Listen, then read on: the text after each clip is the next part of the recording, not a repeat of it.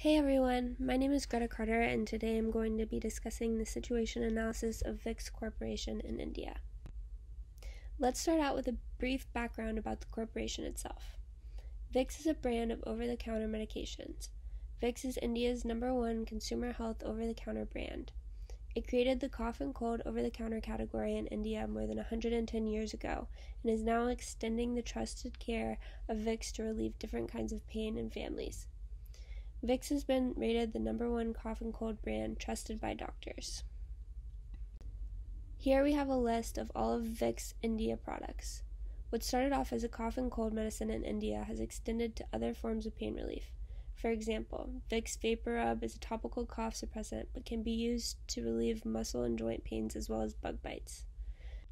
Vicks Action 500 Extra can be used to relieve headaches, congestion, sore throat, lethargy, and body aches. Vicks Multi-Pain Relief Gel can be used to relieve back, neck, and shoulder pain, as well as sprains, joint pain, arthritis, tendinitis, and muscle cramps. Vicks Inhaler is used to relieve sinus congestion, and Vicks Cough Drops are used to relieve sore throat pain. Now let's talk about the mission, vision, and values of Vicks. Vicks' mission, according to its website, is to continue to provide relief and give families the opportunity to continue life, even on sick days. Its vision is to increase spend, continue to create effective marketing strategies, and further expand the brand's presence and reach. Vicks' values are relief, care, and effectiveness. This can be seen in the sense that it values being an effective product that generates relief and offers long-lasting results, enabling the user to get the most out of life. There are a few issues that have been presented to Vicks. For starters, regulation. Branding can be challenging for over-the-counter medicine due to the full disclosure laws, under which marketers must disclose the negative attributes of the drug in the advertisements. The government has also implemented pricing controls for drug companies, which limit the amount of profit that can be made on a drug, thereby limiting the resources allocated to branding. Governments are trying to levy higher environmental taxes to promote cleaner options. For Vicks, it may result into higher logistic costs and higher packaging costs. Another issue faced by the company is competition. Some of Vicks' indirect competitors are home remedies and prescription medication. Others include Amutangin, which offers a range of cold and flu products, including cold relief balms, nasal sprays, cough syrups, and mints. Another one is Zandu Balm, which helps relieve not only colds but headaches and body aches as well. Although Vicks remains the #1 consumer health over-the-counter brand, the future success of the brand is not certain. With the number of market players increasing and the margins of profit decreasing, the industry faces immense pressure to perform.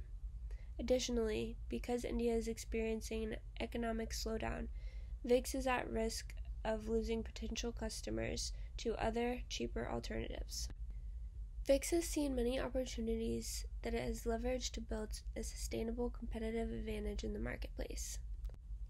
First of all, the boom in technology and social media use has considerably reduced the difficulty of marketing in the international market. Vicks saw the opportunity to use digital marketing to leverage low cost of reaching consumers by use of social media and e-commerce. Digital marketing strategies offer the company a large potential to utilize unique solutions to tap an uncatered market. Additionally, younger, more progressive generations have begun redefining traditional norms in India and around the world. Vicks saw the opportunity to create marketing strategies that target younger generations by branding itself to be fresh and contemporary. The economic environment of India is one that is particularly interesting. India has been growing into one of the leading economies of the world, and within the next 10 to 15 years, they should be considered a top 3 economy along with the United States and China. This comes from rapid growth that we have seen specifically over the past 2 years, as well as really over the past 20 years, but more specifically since 2017, India has seen a huge boom in their economic production and output. So looking at the jobs that they have created, they've created over 10.8 million jobs in 2017 alone, and India's labor force is expected to touch 160 to 170 million by 2020 based off current projections. These projections are based off of 3 different factors: population growth, increased labor force participation, and higher education enrollment. So not only is their population growing, but they're also increasing in the number of people that are reaching that working age, as well as more individuals are going to secondary school, as well as even going to graduate school and college, opening themselves up into a higher level of income and a higher job market. The other main reason that this is because India is the leader in startups, in the startup industry for the entire world. There are more startups in India than anywhere else. Looking a little bit more into their booming economy, so GDP has increased 0.5% over the past year, which is huge. So their GDP increased from 11.5 to 12% from 2018 to 2019, and this is a direct result of economy being driven by increase in investment. So outside nations are increasing heavily in India companies, India products. This is why their GDP is growing so much. So investment in India is expected to grow by 8%.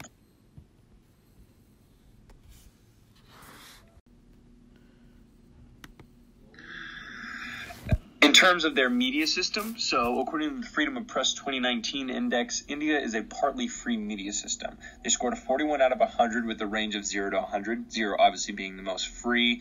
They ranked 41 in the world. This is, they continue to go up slowly but surely over the past 2 to 3 years. I think they were 43 out of 100 in 2017. According to their 2017 scoring cycle, and I'll delve into this a little bit later, their legal environment is an 11 out of 30, political environment 22 out of 40, and economic environment a 10 out of 30. So although the Constitution does guarantee the freedom of speech and expression for the nation, legal protests are not always sufficiently upheld by the courts or respected by government officials. So there are still a large number of laws that are in place which can allow government officials to overstep and censor a lot of media that they would not want to see, or something that would maybe not work in their favor. This kind of gets into a little bit of morality issues of what is ethically correct and what, the country should look into changing. The government also relies on outdated practices like one-way media communication, meaning it's never an open discussion. There's never really something like you would see in the United States with open press conferences, as well as a lot of questioning. It's mostly the government producing its own content for the media to then absorb. This definitely impacts the consumer environment, as well as kind of the views that people have towards a lot of political issues and social changes in the nation.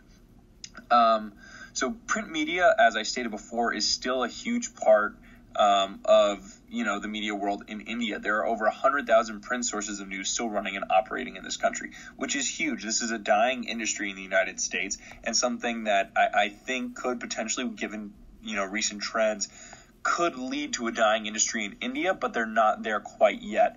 There's also a huge boom in the television and, as I stated earlier, handheld media sources of news, with most people choosing to get their news now through more current ways and more, I would say, efficient ways through their phone, having the up-to-date analysis, up-to-date news coming through their smartphone.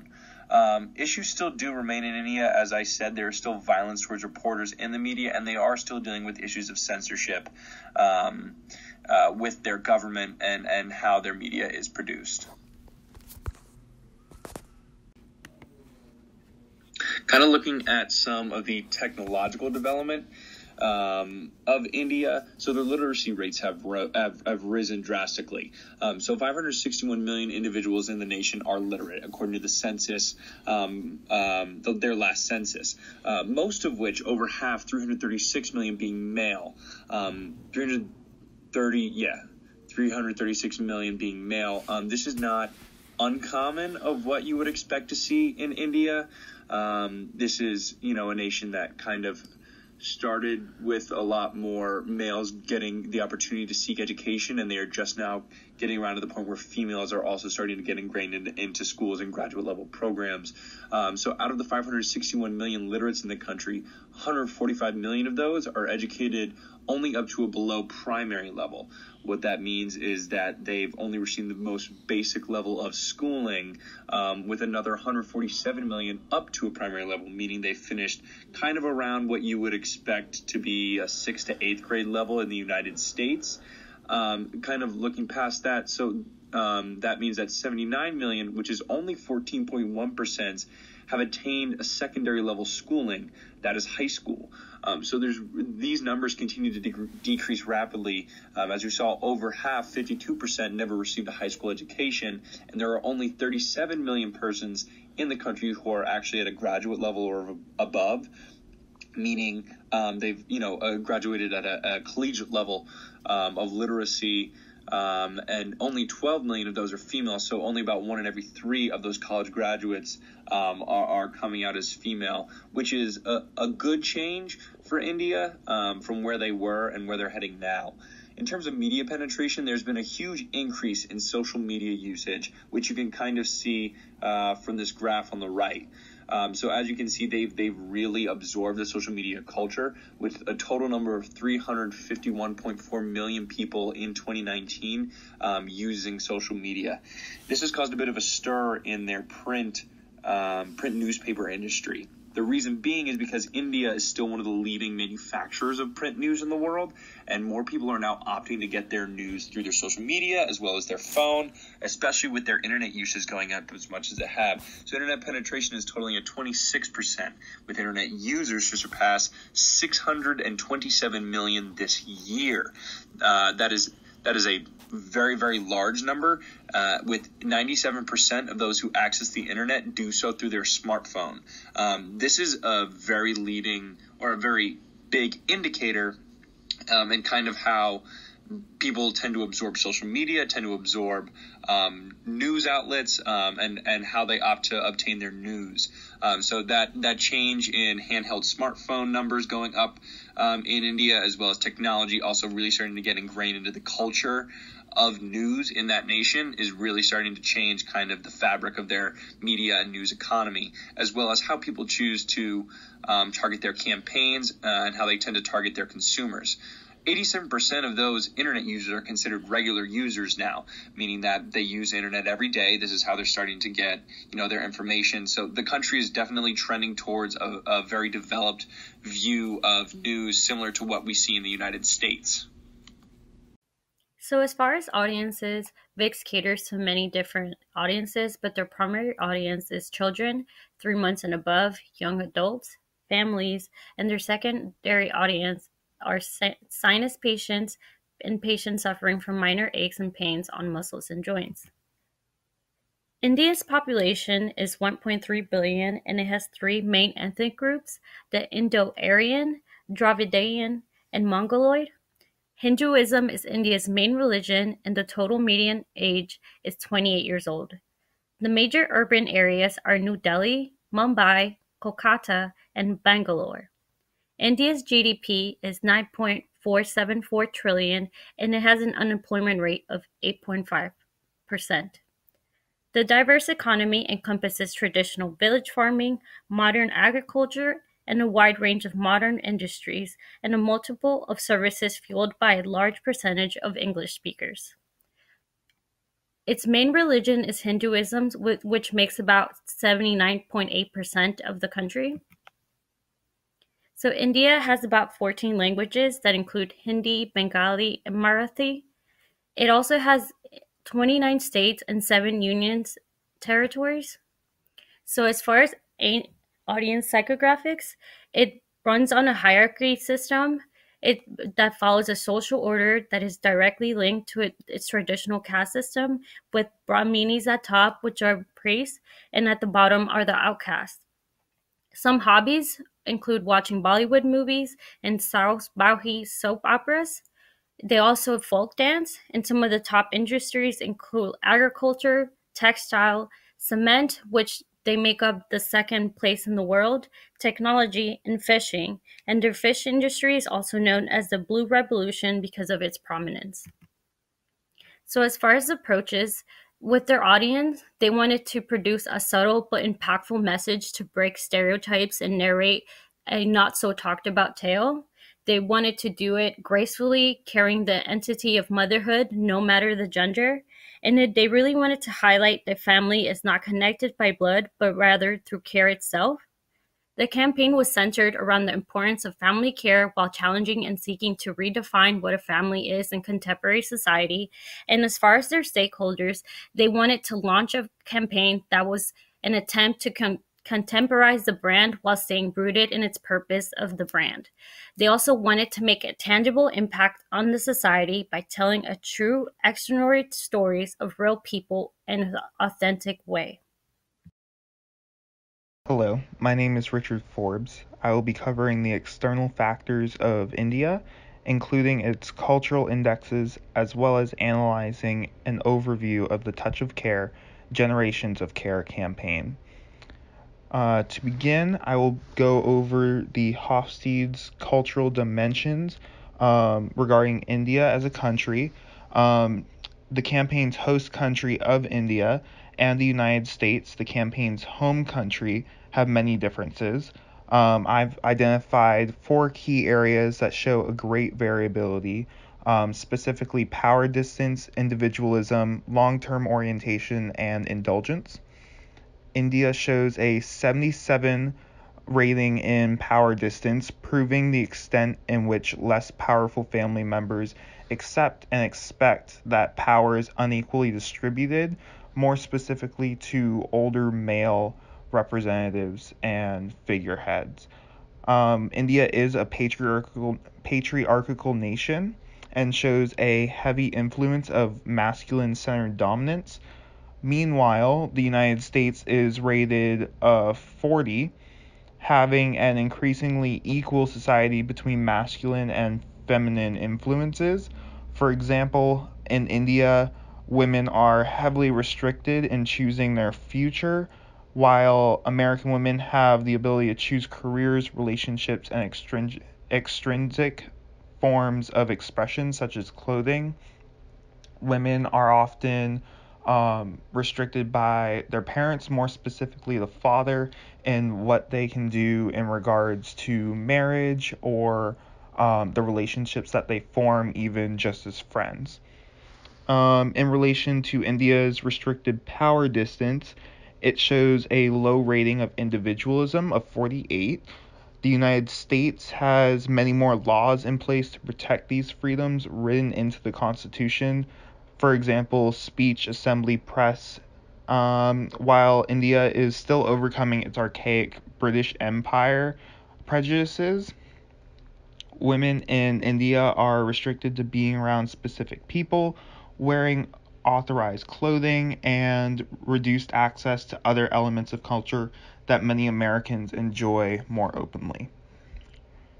India is also rated a 51 in long-term orientation, whereas the US is rated a 26. Therefore, India shows more appreciation for traditions and history, while the US readily adapts to change and cultural adjustments. This can be seen in the Touch of Care campaign, where Gauri, a transgender woman, is struggling with the Indian customs of not accepting LGBTQ, specifically the transgender culture. Though the United States also struggles accepting this minority group, it has more public outcry and more community groups to assist those who fall under this category in receiving the love and care that they desire. As far as indulgence, indulgence refers to the restraint or lack thereof of gratification in society, and it shows one of the largest differences between the host and the home countries of India and the United States. India is rated a 26, while the US is rated a 68.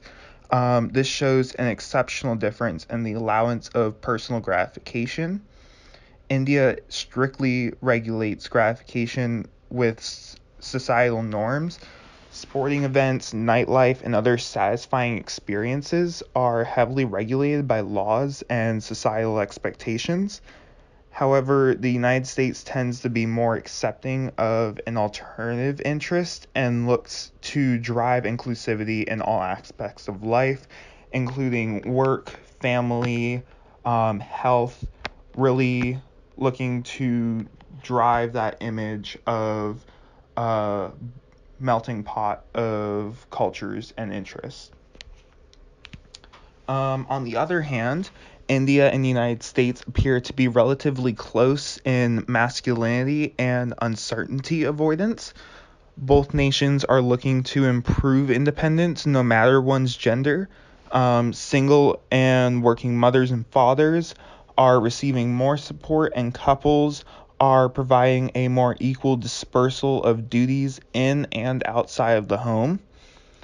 Both nations also show a near equal acceptance in regard to the future. Their uncertainty avoidance indexes show little resistance to change. They both exhibit some discomfort to change, though it does not inhibit their ability to function as societies. According to the Global Corruption Index, India has a corruption issue, placing 78 out of the surveyed 180 nations. Though this is statistically average, it still shows a significant problem in the political environment. The score of 41 out of 100 signifies that the Indian government does struggle to function at an optimized democratic level. Recently, citizens of India have been experiencing attacks against their freedoms.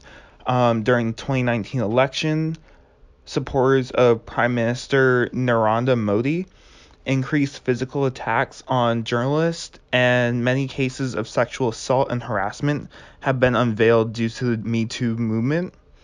And only recently, LGBTQ relationships were legally recognized by the nation. So overall, India is moving in a more progressive direction, though there's still a lot of work to be done.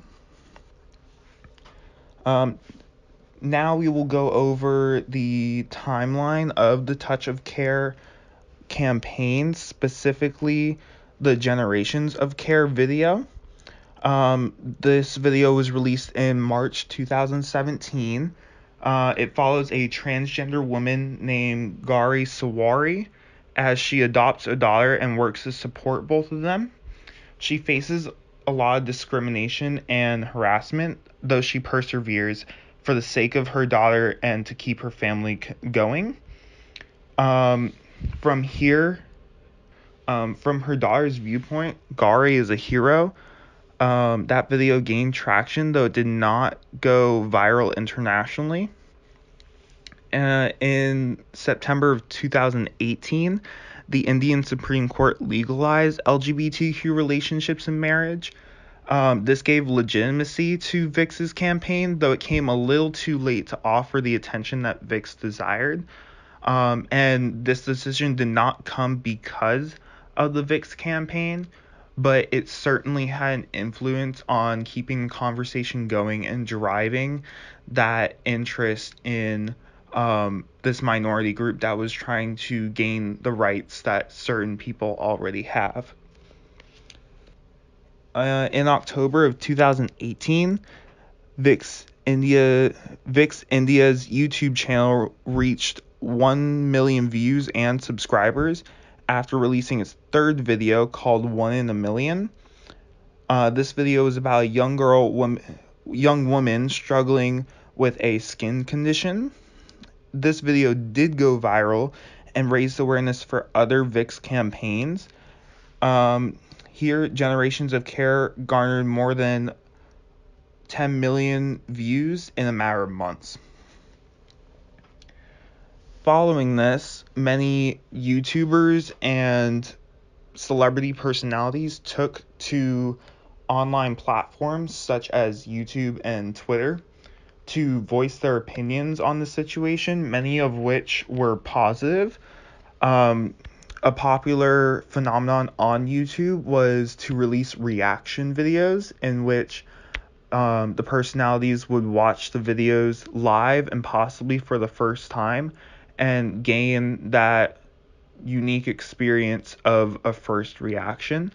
VIX was applauded for standing out amongst corporations and admitting their focus on families as well as the LGBTQ crisis happening in Asia. Now, the Touch of Care Generations of Care campaign had specific goals in mind, one of which was said by the country's marketing manager of VIX India, Ritu Mittal. He says, quote, VIX, a brand synonymous with a generation of care in India, believes in the transformative power of care in human lives, unquote. And so there you can see that VIC's priority lies with its customers and their concerns because they are and do consider themselves a family brand. They are really looking to not only market this image, but use public relations to connect with these customers and these future customers as children, once they grow up into adults and have their own children, will rely on these products of over-the-counter medicine. Also, the star of this video, Shri Gauri Sawant, she is the Indian transgender rights activist and campaign contributor that this video is founded upon. She says motherhood is a behavior. To love someone, to care for someone, that is being a mother. And so she puts this image of not needing a specific title or a specific body part to employ a feeling of motherhood or fatherhood. She doesn't limit a person to who they are based on what other people refer to you as. And that's really a point that VIX wants to drive home, that if you see yourself as a transgender image, then you are more than welcome to accept that, and you are more than welcome to be accepted as a human being. To accomplish these goals, VIX uses several objectives. First, they wanted to facilitate connections other than blood relations. As you see in the video, Gauri is adopting her daughter that is not related to her by blood. India does have a crisis with orphan children due to the desire for a male child that stems from ancient policies. To compensate for this, Gauri truly did adopt a child, and that set the precedent for other transgender individuals in India to step forward and not adopt a child, but live the life that they wanted to live and not live in fear of the repercussions of calling themselves transgender or gay or lesbian and falling under these categories that are considered minorities. Second, VIX looked to connect with young Indian men and women to really change the future of India's mindset around these issues. They were looking to impact social justice and social reform and change the thoughts in people's hearts and minds about what a family is. And third, VIX looked to demonstrate for marginalized communities and put their voices in the spotlight. Many of these individuals don't get to say what's on their mind, and when they do, they're often criticized for it. So having this large corporation and a corporation that many families trust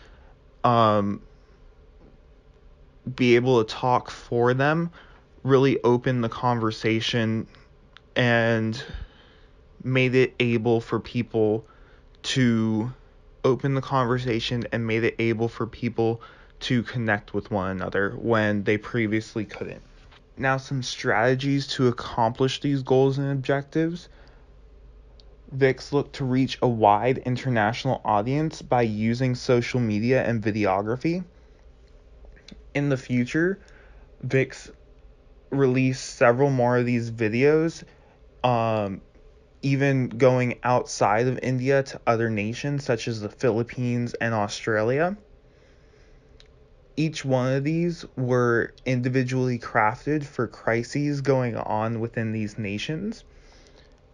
However, for the Generations of Care campaign,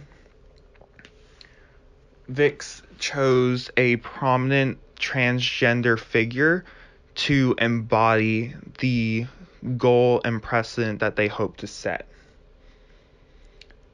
They also looked to interact with the Indian public.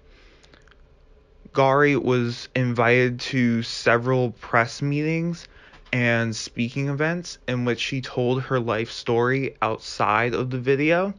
The video is based on a true story and comes from her true life, true experiences in life.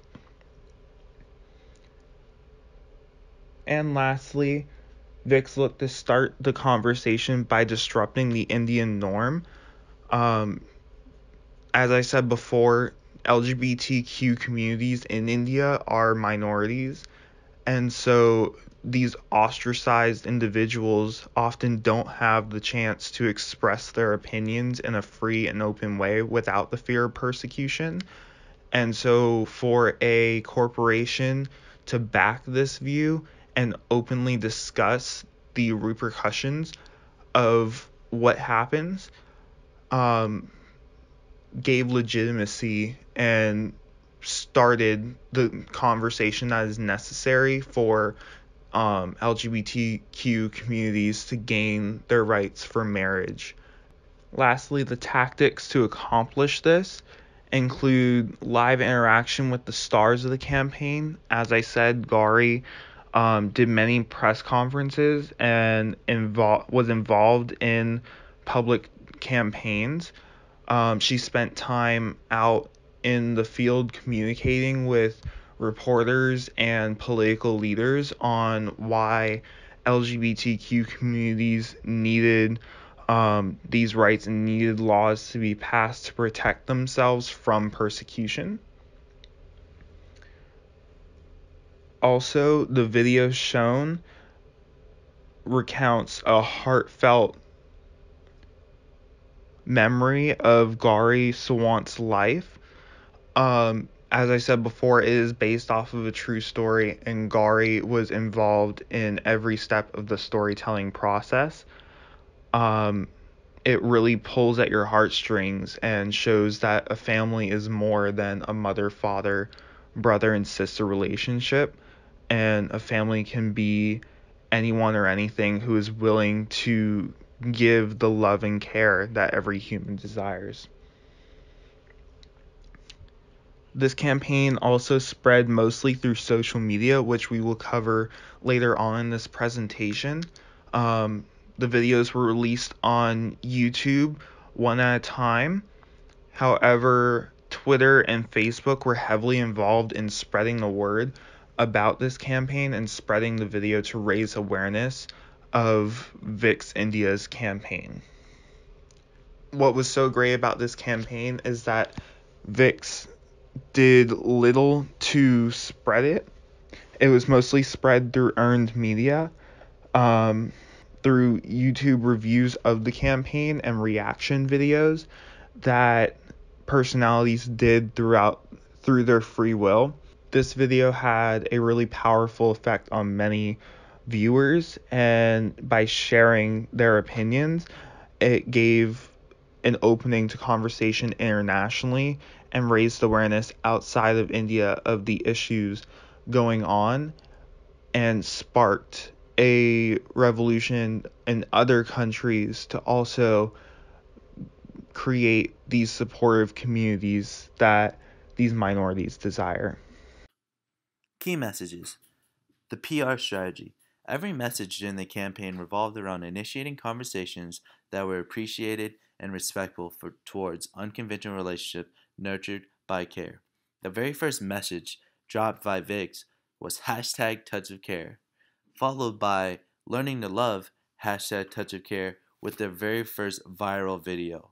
The two remaining viral videos were released with the messaging every child deserves the hashtag touch of care and your hashtag touch of care has the power to transform lives. VIX homepage. VIX communication is woven around the sentiment that some special bonds transcend blood ties. Hashtag touch of care spotlights a unique relationship built on care, devoid of age, economic status, creed, and gender. The campaign is a heartwarming real-life story of Gauri, a transgender who takes on the responsibility of her young daughter. The company VIX was very successful in their messaging and storytelling. They started off with their first viral video about Nisha, a adopted young girl suffering from a rare skin disease. Then, the next story that came out was a true story again about a transgender mother adopting her little girl. The last story that came out was about Hernando, a true story about a high school dropout who adopts a little boy, and that little boy changed his life forever. Media channels used. The conversation continued on all social media platforms, to include Facebook and Twitter. The first video, dubbed hashtag Touch of Care, by the first week of its release had crossed 7 million views. Coverage for the online video began appearing in international press and industry publications. By week 3, over 12 million people have watched and shared the 4-minute film. All of the short videos or films released by VIX went viral, meaning they had earned a lot of free media. And because of it, and to capitalize on the earned media, they set up interviews with Gauri, the transgender mother, to help audiences understand her journey. For the efforts, the shorts won several accolades, to include a gold at PUR4404 for innovative use of social media. Implementation. MLS Group had a task. They had to break the brand's shackles of a typical family by going beyond product. Every film they released earned accolades in some form or fashion. The original short film earned a gold at the International Business Awards. Using YouTube, VIX and its campaign were shared over 25 million times. Social media, the films were viral within 24 hours of launch. Within 48 hours, with no paid media support or promoted views, PR alone generated over 4 million views for the hashtag Touch of Care film. Other media. Major Indian news publications, electronic channels, and international media houses have given the film positive media coverage.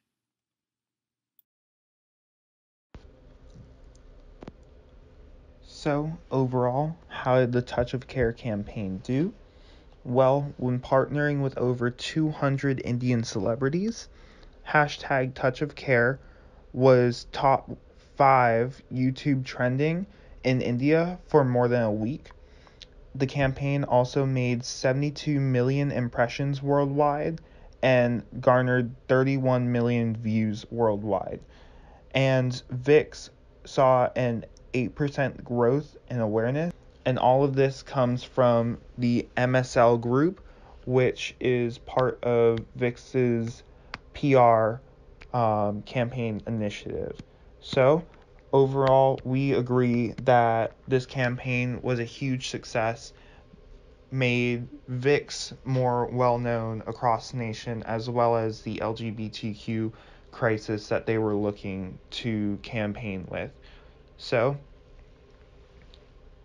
according to YouTube dates, VIX has released one video every year, and it looks like in the future they will continue this trend. We are looking forward to seeing the next video. Thank you.